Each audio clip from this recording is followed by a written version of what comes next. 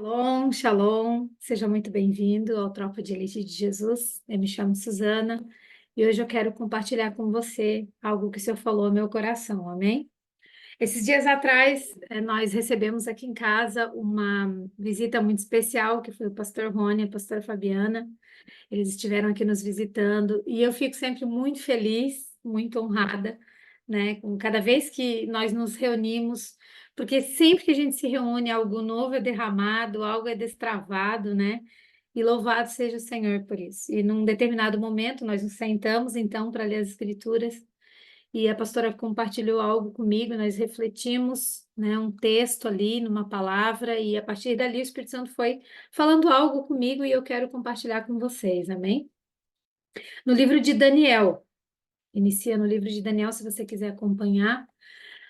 O livro de Daniel, ele começa falando sobre o reinado de Nabucodonosor, né? Eu não vou falar, a gente não vai falar sobre Daniel especificamente, sobre os seus amigos, porque o protagonista nesse momento é o Nabucodonosor. Nabucodonosor, ele reinou sobre a Babilônia durante mais de 40 anos, ele conquistou várias nações ali com seu poderio ali, né? Ele foi o rei mais poderoso do Império Babilônico e ele realizou muitas obras de construção na cidade da Babilônia. Ele virou realmente o maior império, né? Ele é mencionado em vários livros do Antigo Testamento, especialmente nos livros de Jeremias e Daniel. E para resumir aqui sobre o que nos importa realmente, né? O Império Babilônico, ele era inimigo da nação de Israel, né? Para a gente entender, aí a nação de Israel estava dividida ali nesse período. Tinha passado o rei Saul, o rei Davi, rei Salomão, ele morreu, o reino se dividiu. E Nabucodonosor, ele realizou 3 ataques principais contra o reino de Judá, que é onde ficava Jerusalém e o templo. Esses ataques resultaram na conquista, né, da tribo de Judá ali, da destruição de Jerusalém, inclusive do templo de Deus. Ele levou para Babilônia, os pertences que tinha dentro do templo, né? E ele colocou dentro de um dos templos pagãos de deuses dele lá. Ele mandou matar muitos oficiais israelitas, incluindo alguns sacerdotes. E ele levou também os habitantes como cativos, né, para Babilônia. O que, que é? Não é que ele colocou num galpão as pessoas enjauladas com, não é, com algemas, não é isso, mas ele levou essas pessoas para viver na nação dele, para extrair dessas pessoas o que elas tinham de melhor e favorecer o reinado dele, né? Então ele queria que essas pessoas se multiplicassem e foi o que aconteceu por muitas partes, né? Quando ele levou essas pessoas para o reinado dele, para a Babilônia, ele levou alguns jovens da nobreza de Judá, incluindo Daniel e seus amigos ali para a Babilônia. O profeta Daniel serviu na corte do rei Nabucodonosor, porque eles eram qualificados para isso, né? Daniel e seus amigos, eles se tornaram importantes ali na corte de Nabucodonosor, porque Deus tinha dado muita sabedoria e conhecimento para eles. Daniel 1, 18, 20 fala isso. E daí, Nabucodonosor teve um sonho que deixou ele inquieto, inquietou Nabucodonosor o sonho que ele teve. Nenhum dos magos do reino, que tinha um monte de feiticeiro e mago e coisa arada, vidente, ninguém conseguiu dizer para ele o que era o sonho e dar uma interpretação. Então Deus revelou o sonho e a sua interpretação para Daniel. E ele explicou a Nabucodonosor que o sonho era sobre o futuro do Império Babilônico, né? Nabucodonosor, ele ficou impressionado com o poder de Deus. E a Bíblia diz que ele se prostrou, ofertou e reconheceu a soberania de Deus naquele momento. Daniel 2, 46 e 47 fala assim: Então o rei caiu prostrado diante de Daniel, prestou-lhe honra e ordenou que fosse apresentada uma oferta de cereal e incenso. O rei disse a Daniel: Não há dúvida de que o seu Deus é o Deus dos deuses, o Senhor dos reis e aquele que revela os mistérios. Aleluia. Ou seja, através dessa experiência do sonho e da interpretação, o Senhor se apresentou a Nabucodonosor. Foi a sarça ardente para Nabucodonosor, né? Através da vida de Daniel, através do dom que Deus deu a Daniel, né? Ele se apresentou a Nabucodonosor. O Senhor revelou através do sonho para um pagão perverso o que aconteceria no futuro. Ele já sabia que esse povo tinha um Deus, né? Óbvio que ele destruiu o templo desse povo. Então ele sabia que existia um Deus do povo de Israel. Mas agora esse Deus se manifestou para ele. Então agora Nabucodonosor sabe da existência e do poder de Deus. Sabe que ele é soberano, Rei dos reis, Senhor dos senhores, sabe que ele é majestoso, poderoso e que governa acima dos governantes. Nabucodonosor agora sabe que a sabedoria e o poder a esse Deus pertence. Ele sabe que é Deus que muda as épocas e as estações, que destrona reis e os estabelece. É Ele que dá sabedoria aos sábios e conhecimento aos que sabem discernir. Ele sabe que é esse Deus que revela coisas profundas e ocultas, conhece o que jaz nas trevas e a luz habita com ele. Ele confessou a soberania de Deus, ele sabe e viveu uma experiência nisso. Mas, como Nabucodonosor não foi suficiente para ele, experiências, aliás, para ninguém é, né? Como experiências nunca são suficientes na vida da pessoa, Nabucodonosor, ele seguiu a vida dele. Ele sabe que Deus existe, tem convicção do poder e da glória de Deus, mas ele seguiu a sua própria vida. E algum tempo depois, Nabucodonosor, ele criou uma imagem de ouro, né? Ele manda criar uma imagem lá gigantesca e ele ordena que todas as pessoas ali se prostrassem diante dela, dessa imagem. Então, os amigos de Daniel, que é Ananias, Misael e Azarias, como servos do Senhor, eles se recusaram a adorar essa imagem. Nabucodonosor ficou furioso com eles por causa da sua vaidade, da sua soberba, né? E ele mandou lançá-los numa fornalha muito quente. Só que, olhando para a fornalha, Nabucodonosor observou 3 homens de pé com uma quarta pessoa que parecia um filho de deuses, conforme a linguagem dele, né? Daniel 3, 24 e 25 diz assim: Mas, logo depois, o rei Nabucodonosor, alarmado, levantou-se e perguntou aos seus conselheiros: Não foram 3 homens amarrados que nós atiramos no fogo? E eles responderam: Sim, ó rei. E o rei exclamou: Olhem, estou vendo 4 homens desamarrados, ilesos, andando pelo fogo, e o quarto se parece com um filho de deuses. Os 3 saíram ilesos da fornalha e Nabucodonosor ficou maravilhado. Mas, como experiências e milagres não são suficientes, Nabucodonosor seguiu a vida dele. Sabe que Deus existe, tem convicção do seu poder e glória, mas seguiu a sua própria vida. Mais tarde ainda, Nabucodonosor se tornou muito arrogante, soberbo, mais ainda do que já era, né? Devido aos seus feitos, e Nabucodonosor ele teve outro sonho. Daniel então interpretou novamente o sonho e lhe anunciou que ele ficaria louco durante 7 tempos, durante um período de tempo, caso ele não se arrependesse dos seus pecados. Isso fala em Daniel 4, 27.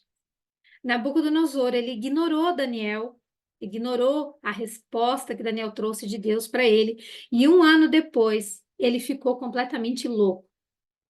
Ele perdeu o sentido, ele perdeu a noção. Nesse período, Nabucodonosor se comportou como um animal, exatamente como Daniel disse que aconteceria, sem entendimento. Ele comia e vivia com os animais. Ele foi retirado da autoridade real dele, ele foi afastado do trono.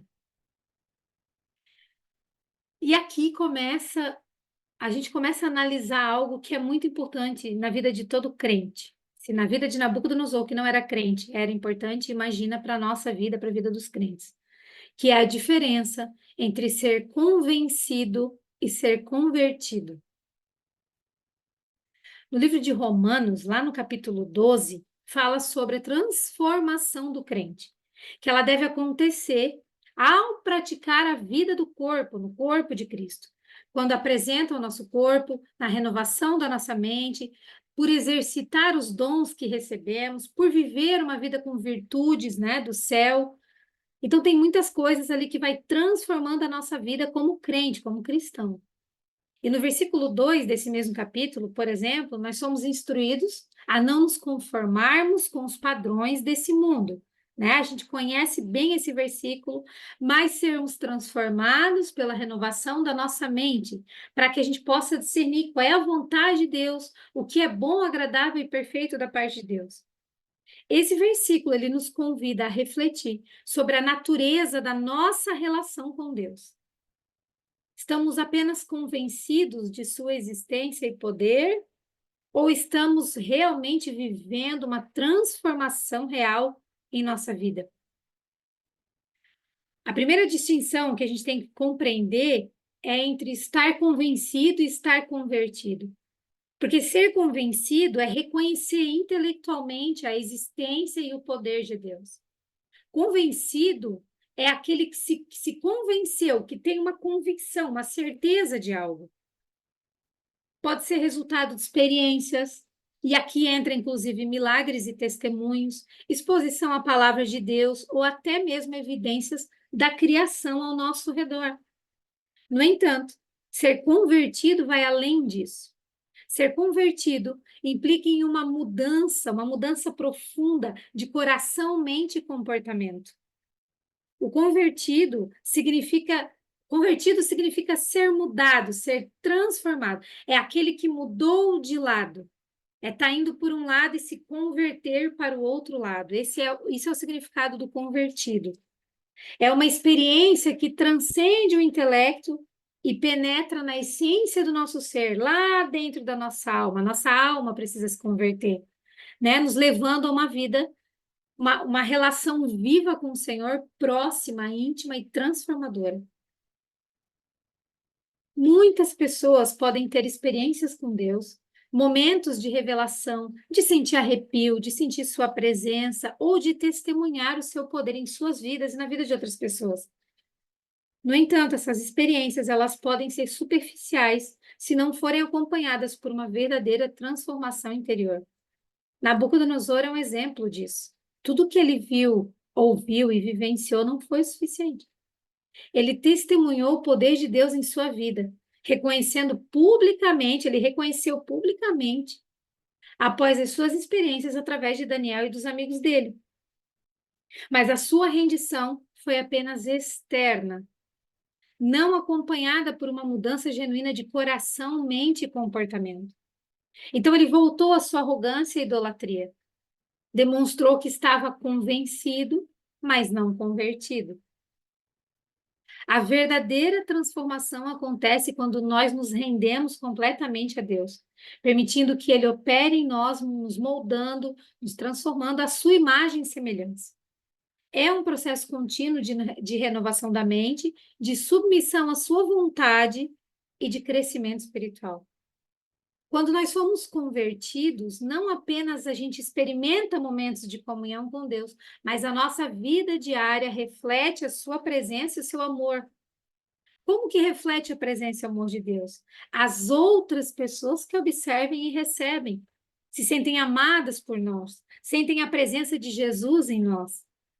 Cada aspecto de quem somos é moldado pela graça e a verdade que é Cristo. O convencido sabe qual é a vontade de Deus, mas o convertido obedece à vontade de Deus. O convencido tem Deus em seu coração, mas também tem outros altares junto. O convertido elimina os deuses e altares de sua vida. Ezequiel, no 14:6, tem uma mensagem para os crentes, para o povo de Deus. Ele diz assim: assim diz o Senhor Deus. Ezequiel 14:6. Convertei-vos e apartai-vos dos vossos ídolos e dai as costas a todas as vossas abominações. Ou seja, ele falou para crente: se converta. Se converta e larga a tua idolatria. Olha o que Jesus disse aos próprios discípulos, os íntimos. Mateus 18, 3 e 4. Em verdade vos digo que, a não ser que vocês se convertam e se tornem como crianças, jamais entrarão no reino dos céus. Como as crianças se comportavam naquele tempo? Porque hoje em dia está difícil de saber, né? Mas naquele tempo, como é que as crianças se comportavam? Elas obedeciam. Obedeciam. Portanto, aquele que se humilhar como esta criança, esse é o maior no reino dos céus. Aquele que se humilhar e obedecer. Nabucodonosor se convenceu primeiramente. Não apenas Nabucodonosor aponta para esse fato sobre convencidos e convertidos, mas o próprio Abraão, que saiu da sua terra, da sua parentela, convencido sobre Deus e sobre a sua soberania. Mas no caminho ele mudou a rota. Foi para onde Deus não mandou ele ir e vendeu ainda a esposa, lhe entregou a esposa. Já tinha tido experiência com Deus. E quando chegou Isaac, que tomou o lugar de Deus, porque ele era convencido. Então, quando a gente é só convencido, qualquer coisa toma o lugar de Deus. E só lá na frente é que ele se converteu verdadeiramente.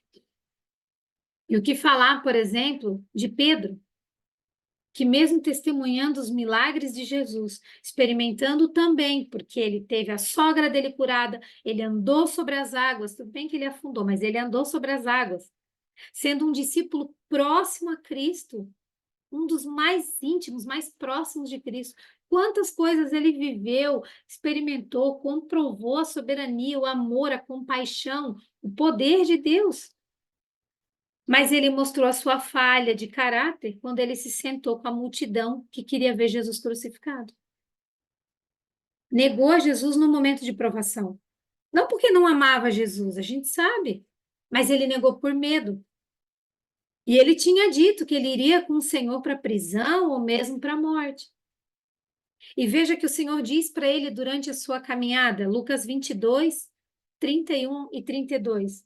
Ele diz assim: Simão, Simão, Satanás pediu vocês para peneirá-los como trigo, mas eu orei por você para que a sua fé não desfaleça. E Pedro, quando você se converter, fortaleça os seus irmãos. Isso não é nenhuma crítica a Pedro, mas é para a gente realmente analisar que existe sim uma caminhada no Senhor que a gente pode achar que está indo bem e está só convencido. Somente depois da morte e da ressurreição de Jesus é que Pedro compreendeu plenamente quem era Jesus Cristo e o cumprimento das profecias a respeito dele. E aí Pedro então se converteu. E depois de convertido, aí ele pregava com destreza e intrepidez. O mesmo Pedro, que negou antes com medo de morrer, com medo de ser atacado, de ser morto, agora ele dizia: importa antes obedecer a Deus do que aos homens. Agora ele dizia: não podemos deixar de falar do que vimos ou ouvimos, totalmente exposto. Uma diferença explícita de convencido e convertido. O convertido não se importava em morrer por Cristo. Quando nós confessamos o senhorio de Cristo, nós estamos convencidos. Tanto é que a pessoa confessa Jesus, levanta a mão lá, faz, né, toda a confissão ali, mas no dia seguinte a pessoa fuma, porque ela está no processo, ou ela sente as mesmas coisas, ou sei lá, ela continua vivendo uma vida, porque de um dia para o outro não mudou, muitas coisas não mudaram, mas a conversão ela vem no caminho, como no caminho de Emaús, que hoje a Lara ainda falou sobre isso. Tinha 2 discípulos e eles eram convencidos. Eles conheceram e seguiram a Jesus. Testemunharam muitas coisas, muitas palavras. Inclusive, eles disseram assim, ó, quando ele encontra com Jesus lá, em Lucas 24, ele fala assim, ele era um profeta de palavras e ações poderosas, aos olhos de Deus e de todo o povo. E eles disseram assim, nós tínhamos esperança de que ele fosse aquele que resgataria Israel. Mas como algo deu errado aos olhos deles, então eles abandonaram tudo e seguiram outro caminho. Porque o convencido, ele não está firme. Então ele se abala com qualquer circunstância. Será que é Deus? Será que era Deus? Seguiram outro caminho. Mas glória a Deus, que Jesus é perdoador, é maravilhoso, conselheiro, misericordioso e foi atrás para resgatá-los. E aí eles mudaram de caminho, mudaram de rota, se converteram. Pode ser que a pessoa reconheça a existência de Deus e até mesmo viva experiências espirituais, mas ainda não passou por uma verdadeira transformação interna. Então ela ainda é convencida. Já o convertido é aquele que não apenas reconhece a verdade de Deus, mas também vive essa verdade de forma ativa na sua vida diária. E como? Obedecendo plenamente. Esse é o convertido. Ele experimenta uma mudança real e profunda sendo moldado pela vontade de Deus. Essa diferença é exatamente o que Paulo fala ali em Romanos 12:2, quando ele nos encoraja a gente não ser transformado com os padrões do mundo, mas ser transformado pela renovação da nossa mente. Isso só é possível quando nós passamos por uma verdadeira conversão, permitindo que Deus opere em nós de maneira transformadora, mudando de lado, mudando de direção. A nossa jornada de fé, ela não se resume apenas em ser convencido da existência de Deus, em ser convencido de que Ele cura, em ser convencido de que Ele salva. Isso é apenas o início. Lembra do pai do menino possuído por um demônio lá, que ele vai atrás de Jesus? Ele disse para Jesus, Jesus pergunta se ele acreditava, ele disse para Jesus, eu creio, mas me ajude a superar a minha incredulidade. Porque ele era convencido. Estar convencido pode ser comparado a reconhecer o poder e a majestade de Deus, assim como foi Nabucodonosor. O rei babilônico, após testemunhar milagres e manifestações do poder divino, ele reconheceu a supremacia do Deus de Israel. No entanto, o seu coração não foi verdadeiramente transformado naquele instante. Ele se rendeu ao poder de Deus, mas não permitiu que essa rendição moldasse o seu caráter, moldasse a sua vida de forma duradoura. Essa é uma clara representação de quem está convencido, mas não está convertido. A convicção sem a transformação resulta em uma fé rasa, superficial, que reconhece Deus, mas não se submete a Ele. Por quê? O que acontece nisso tudo? A existência e a soberania de Deus, né? Ela é inquestionável até no inferno. Todo mundo sabe sobre Deus e sobre a sua majestade. O Deus de Israel, da Igreja de Cristo, é reconhecido pelo poder e soberania. Onde for, em qualquer povo, em qualquer lugar. Lembra quando os homens vão espiar Jericó e Raabe protege eles? Ela diz assim, ela diz assim, aqui em Jericó nós temos ouvido como o Senhor secou as águas do mar, como o Senhor fez tal coisa, toda a grandeza que o Senhor fez, ela vai falando lá para os homens do povo de Israel lá. E aí ela começa a falar sobre os feitos do Senhor e aí ela diz assim, pois o Senhor, o seu Deus, é Deus em cima nos céus e embaixo na terra. Ela não era crente, ela pertencia a um povo pagão, assim como Nabucodonosor. E Raabe tinha convicção sobre Deus. Até ela era convencida. Ser convencido não é um problema, mas convencido até o inferno é. Até os ocultistas são. Então, o que nos difere? Se a gente for apenas convencido, o que nos torna diferente? E eu volto a dizer, ser convencido não é um problema, mas deve ser o primeiro passo. Primeiro nós somos convencidos, depois nós somos convertidos, e a gente tem que buscar essa conversão. Qual é o problema, então? O problema é que ser convencido é você ser convencido e achar que é convertido. Porque o convencido, ele pode se tornar convertido. Mas o que já pensa que é, não pode se tornar. Então, não basta apenas aceitar Deus intelectualmente. É necessário permitir que a sua vontade, o seu amor, nos transforme de dentro para fora. A conversão ela acontece quando se permite que Deus molde o nosso ser, as nossas escolhas e nossos caminhos. Ou nosso caminho, né? Só um caminho. É um compromisso diário de se afastar dos padrões do mundo e se alinhar cada vez mais com os preceitos divinos. E aí isso traz um resultado na nossa vida que evidencia frutos e frutos permanentes. A nossa jornada não é só confessar a Cristo, não é só ir à igreja e escutar louvor.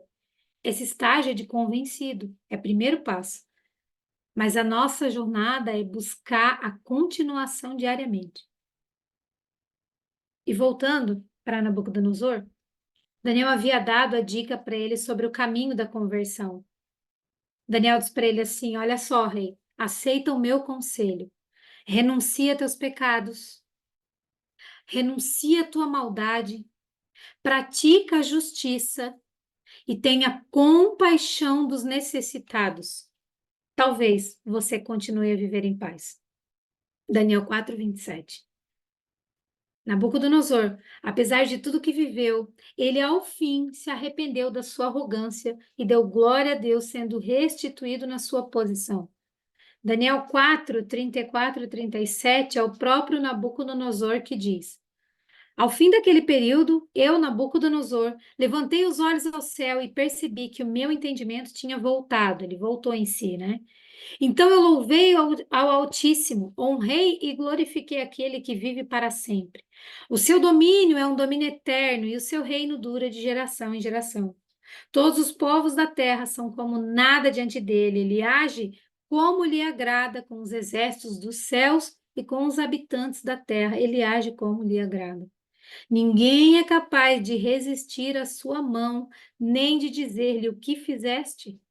Naquele momento, voltou no entendimento, e eu recuperei honra, majestade e glória do meu reino. Meus conselheiros e nobres me procuraram, meu trono foi restaurado e a minha grandeza veio a ser ainda maior. Agora eu, Nabucodonosor, louvo, exalto e glorifico o Rei dos céus, porque tudo o que ele faz é certo e todos os seus caminhos são justos. E ele tem poder para humilhar aqueles que vivem com arrogância. Que forte isso, né? Porque se a gente fosse julgar, se a gente fosse pensar em Nabucodonosor, jamais imaginaria a conversão dele. Porque foi um cara perverso que levou o povo de Deus cativo, destruiu o templo de Deus e ainda assim o Senhor o quis. A salvação para aqueles que julgamos impossível. O exemplo de Nabucodonosor é muito relevante nesse contexto. Ele teve experiências marcantes com Deus, como o sonho interpretado por Daniel, mas ele demorou a se render completamente ao Senhor. Mesmo após reconhecer o poder de Deus, Nabucodonosor, ele demorou a viver uma transformação genuína em seu coração e em suas atitudes. Ele resistiu ao Senhor até ficar louco. E como cristãos, nós devemos buscar mais do que apenas convicções. Nós precisamos buscar uma verdadeira conversão que nos leve a viver de acordo com a vontade de Deus, sendo transformado por Ele diariamente. Mas aí vem também aquela pergunta: e onde entra a salvação nisso tudo? Será que Nabucodonosor foi salvo? Ok, ele fala ali no final que se converteu, né? Mas será então que uma pessoa convencida é salva? Sim. Porque, como diz em Romanos 10:9, o convencido confessa e crê. Então, onde estaria a diferença? No reino. O convencido é salvo, mas não vai reinar com Cristo. Porque só vai reinar com Cristo apenas aquele que faz a sua vontade, como ele diz lá em Mateus 7:21. E fazemos a vontade de Deus quando obedecemos. Então, na grande tribulação, o convertido é poupado, porque ele é um crente vencedor. Já o convencido precisará se converter primeiro. E se você quiser entender melhor sobre salvação e reino, a diferença e a convergência disso tudo, fica de olho, porque logo vai abrir estudo sobre isso aqui no Tropa. Amém? E eu finalizo aqui com um versículo que me chamou muita atenção também, que está em 2 Coríntios 3, 16 a 18. 2 Coríntios 3, 16 a 18 diz: Quando, porém, algum deles se converte ao Senhor, o véu lhe é retirado, pois o Senhor é Espírito, e onde está o Espírito do Senhor, ali a liberdade. Portanto, todos nós, dos quais o véu foi removido, podemos ver e refletir a glória do Senhor. E o Senhor, que é Espírito, nos transforma gradativamente à sua imagem gloriosa, deixando-nos cada vez mais parecidos com Ele. Amém? Glória a Deus. Louvado seja o Senhor por isso. Eu quero convidar vocês agora também para a gente celebrar juntos, em comunhão, a ceia do Senhor. Amém? Se você quiser buscar seus alimentos, se preparar, eu quero dizer para você também que a ceia é para todo aquele que confessou Jesus Cristo como seu único e suficiente Senhor e Salvador. A ceia é para convencidos e convertidos. Há lugar para você na mesa do Senhor. Então, que esse momento de comunhão nos renove espiritualmente, que esse momento fortaleça a nossa fé e nos capacite a viver uma vida que glorifique ao Senhor. Que a gente possa sair dessa mesa cheios do Espírito Santo de Deus, com uma medida maior do poder do Espírito sobre nós, prontos para servir e amar, como Jesus nos ensinou. Amém? João 6, 53 a 56 diz: Jesus lhes disse: Eu lhes digo a verdade. Se vocês não comerem a carne do Filho do Homem e não beberem o seu sangue, não terão vida em si mesmos. Todo que come a minha carne e bebe o meu sangue tem a vida eterna, e eu ressuscitarei no último dia. Pois a minha carne é verdadeira comida, aleluia, e o meu sangue é verdadeira bebida. E todo que come a minha carne e bebe o meu sangue permanece em mim e eu nele. Se você é pecador assim como eu, não deixe de ser. Pegue o seu pão, pegue seu suco de uva, pegue sua água, pegue o que você tiver, mas participe da mesa do Senhor. Porque é na mesa do Senhor que você recebe cura, revelação, entendimento, que os teus olhos são abertos. Pegue seu pão nesse momento e vamos orar. Glória a Deus. Obrigada, Pai, pela tua bondade, pela tua misericórdia por nossas vidas. Nós estamos aqui, Jesus, porque nós reconhecemos a tua soberania, nós reconhecemos o teu senhorio sobre nós e nós declaramos que nós necessitamos e somos dependentes de ti. Nós precisamos, Pai, do teu perdão e do teu favor. Então, Pai, eu te agradeço pelo plano de salvação, eu te agradeço pelo sacrifício de cruz, e eu oro nesse momento, Pai, para que a gente possa buscar não apenas ser convencidos da tua palavra, da tua existência, da tua soberania, Pai, mas que a gente venha verdadeiramente ser convertidos por tua graça, fazer a diferença nessa terra, nesse tempo, enquanto somos aqui representantes do teu reino, Pai, enquanto estamos aqui para manifestar o teu reino, o teu poder e a tua glória, Pai. Então eu te peço, Senhor, nos ajuda, Senhor. Nos ajuda a ser esses testemunhos vivos da tua obra transformadora, Pai. Nos ajuda, Senhor, a viver não apenas experiências, mas a verdadeira conversão, Pai. Nós queremos ser verdadeiramente convertidos em Ti, Senhor, porque essa é a evidência pelos frutos da obediência, Pai. É através da obediência a Ti que é evidenciada a nossa transformação. Nos ajuda, Senhor, nos encoraja, Pai.